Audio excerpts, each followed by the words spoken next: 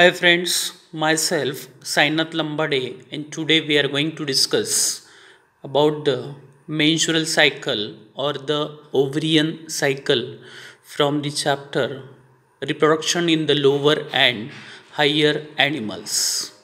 Actually, while studying this menstrual cycle, we shall study first what is meant by mensen. Mensen means month.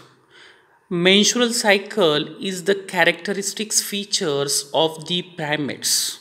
Actually, this menstrual cycle is shown in the primates, including the human, apes, and monkeys.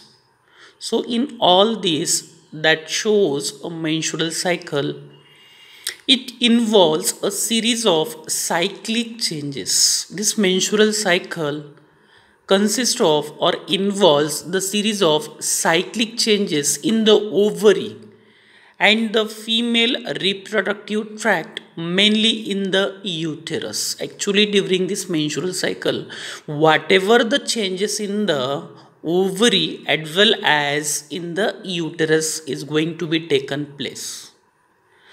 These changes take place under the effect of gonadotropins and the ovarian hormones. There are the two hormones, that is the gonadotropins means gonads, that is the female gonad is the ovary that is going to be secrete the hormone gonadotropin hormone as well as ovarian hormone. The cycles are repeated with a periodicity.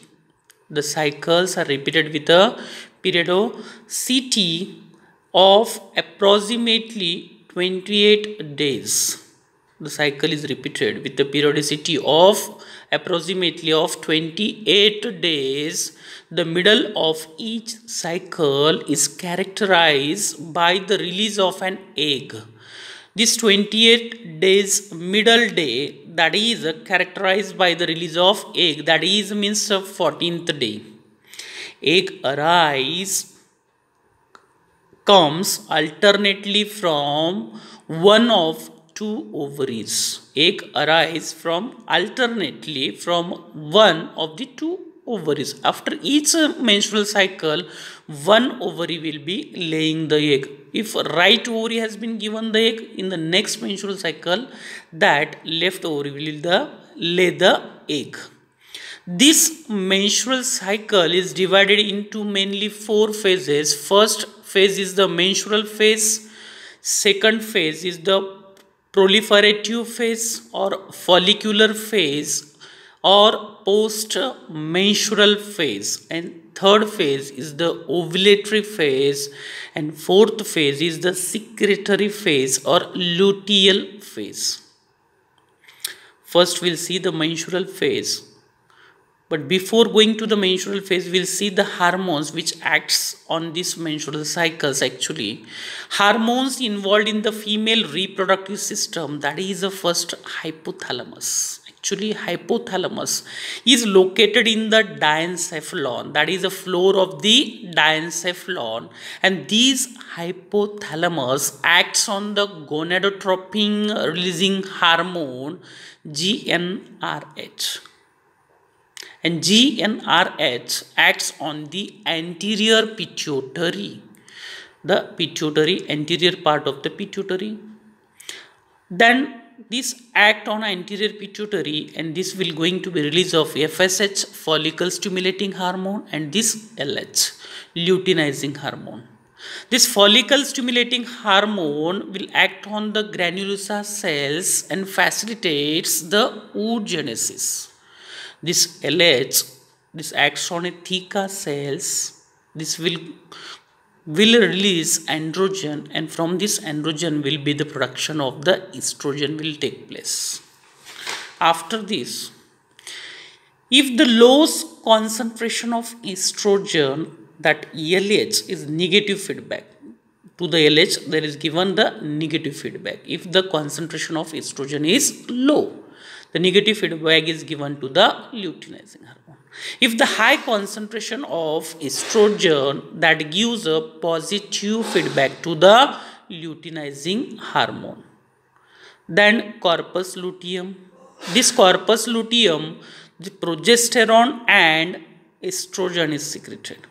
By this corpus luteum, what will this corpus luteum will secrete the progesterone. As you know, this progesterones work for the purpose of to maintain the pregnancy, and these estrogen work for the purpose of secondary sexual characteristics, for the development of secondary sexual characteristics. This will act corpus luteum, and this what will happen, there will be the secretion of inhibin and inhibit the FSH, that is a follicle stimulating hormone, and will act on the gonadotropin releasing hormone, and this FSH and FSH will act on LH. So in this way, after this we'll see the menstrual phase, that is the first phase we are going to study. This menstrual phase, the beginning of each cycle is taken as the first day. If it arise in the afternoon, if it is arise in the evening of that particular day, that day is included as the first day, where the menses or the loss of blood is about 45 to 100 ml takes place, and it lasts for approximately 5 days. This menstrual phase, the loss of blood will be approximately last for the 5 days. Endometrium of uterus breaks down under the effect of prostaglandin released. The hormone which is going to be released, that prostaglandin released due to the decrease of level of progesterone and estrogen. The endometrium of the uterus breakdowns under the effect of prostaglandin released due to the decrease of level of progesterone and estrogen. If there is a decrease in the level of progesterone and estrogen, there is going to be release of prostaglandin, and this prostaglandin will shed out the uterus. Due to this, blood, tissue, fluid, mucus and endometrial lining and the unfertilized oocyte is discharged through the vagina. In this phase, what will be flushed out in the menstrual phase, that is the blood tissue which has been increased in the endometrium, then mucus, endometrial lining and unfertilized egg will be discharged through the vagina. Endometrial lining becomes very thin, about the 1 millimeter. Menstrual discharge continues for an average of 5 days. However, this blood does not clot. This blood does not clot due to the having the presence of fibrinolysin. There is having the presence of fibrinolysin, and these fibrinolysin avoid the clotting of the blood. Menstrual phase occur when the ovulated egg does not get fertilized. When this menstrual phase will arise, the question is framed here, when this egg will not fertilize, at that time what will happen, this menstrual phase will again arise. It's thereby shed along with the menstruum. It is called funeral or of unfertilized egg also. It is also called as a funeral of unfertilized egg.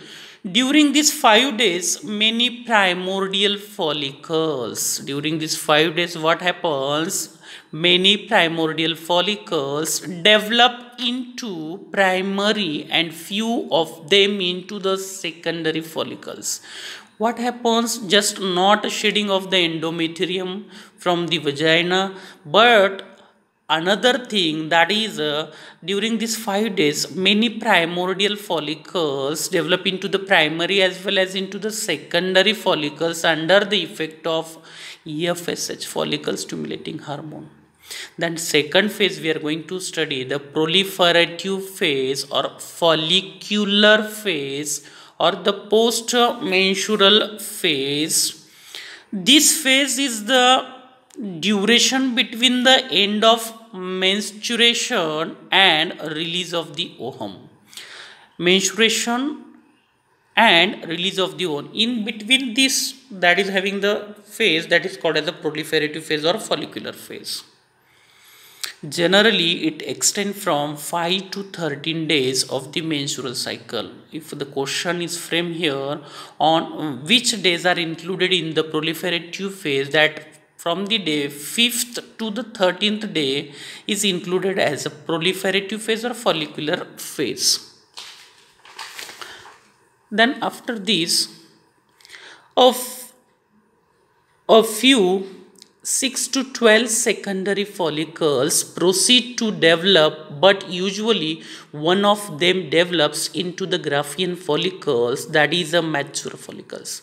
There are about 6 to 12 follicles are going to take participate in the development, but what happens, only one is going to be get dominant and going to be developed as a Graafian follicles. On the day 7th, one dominant follicle is selected from the menstrual cycle 7th day. On this 7th day, there is going to be selection of the dominant follicle is selected. The other secondary follicles degenerates. There are about 6 to 12 follicles they have taken a participate, but only one gets dominate and other they gets degenerate. This process of degeneration is called as a atresia. That is called as a atresia. Developing secondary follicles secrete the hormone called as a estrogen. These developing secondary follicles do the secretion of the hormone, that is the estrogen. The stimulation of proliferation of new follicles is influenced by the GnRH, gonadotropin, and releasing hormones which stimulate release of EFSH, which stimulate the release of follicle stimulating hormone. Endometrium begins to regenerate in this stage. What will happen? The endometrium which is shaded down in the menstrual phase, what will happen? Again the thickness of that endometrium is going to be developed on this phase. Endometrium begins to regenerate under the effect of gradually increasing the quantity of estrogen. Regeneration also involves the formation of endothelial cells, endometrial or uterine gland, and network of blood vessels are going to be developed. Thickness of the endometrium reaches up to 3 to 5 mm. That reaches up to 3 to 5 mm. The third phase, that is the ovulatory phase, it is the shortest phase of menstrual cycle. It involves rupturing of the mature Graafian follicles. In this ovulatory phase, actually this ovulatory phase arises on the day 14th of the menstrual cycle. This is the shortest phase of the menstrual cycle, and rupturing of the natural Graafian follicles and release of ovum, that is a secondary oocyte, into the pelvic cavity, usually on the 14th day of the menstrual cycle. By 13th day, there is a LH peak arise. The LH luteinizing hormone is going to be increased in the secretion, and that is called as a peak period or peak arise of luteinizing hormone. This will stimulate for the ovulation. Rapid secretion of LH by the positive feedback mechanism causes a mature Graafian follicle to be ruptured. Ovulation may be accompanied by the mild or severe pain in the lower abdomen. This ovulation will give the some mild pain into the lower abdomen in the females. Now we are going to discuss about the last phase, that is last phase is secretory phase or luteal phase. Duration of this phase is between the ovulation and beginning of the next menses.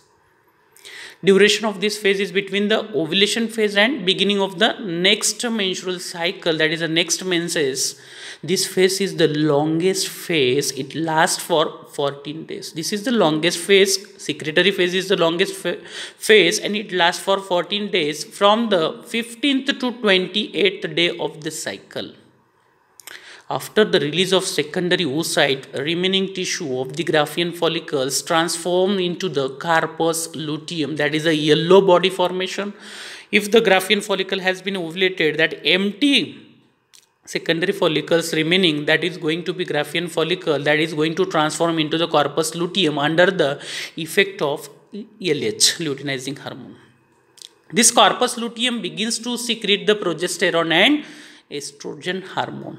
The ovulated egg may be get fertilized within the 24 hours. Very important. This ovulated egg must be get fertilized within the 24 hours. However, in the absence of fertilization, corpus luteum can survive only 2 weeks.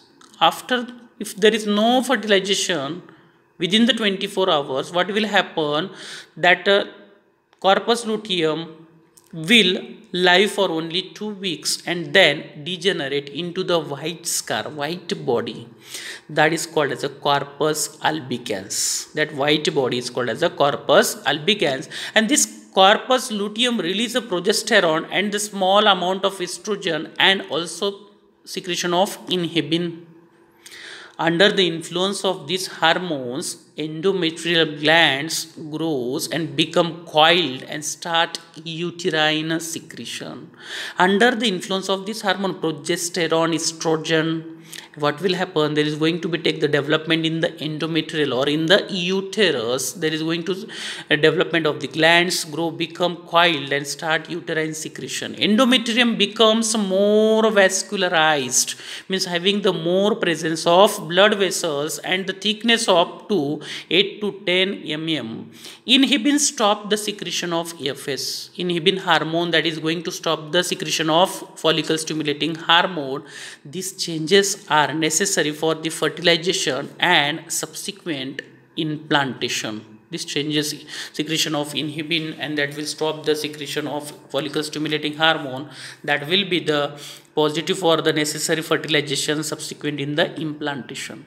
If the ovulated egg gets fertilized and the embryo is implanted, there is a secretion of human chorionic gonadotropin, that is called as the HCG hormone. That is the HCG means human chorionic gonadotropin, which extends the life of the corpus luteum. This hormone will extend the life of corpus luteum. As you know that corpus luteum is going to secrete the hormone that is called as progesterone, which maintain the pregnancy.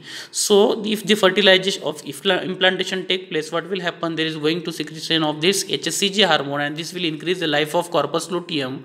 For what purpose? To secrete the progesterone. Presence of HCG in the maternal blood and urine is an indicator of a pregnancy. If this HCG will be found in the maternal means mother blood, that is an indication of pregnancy, or in the urine. If the absence of fertilization, menstrual cycle again will begin. Okay, thank you.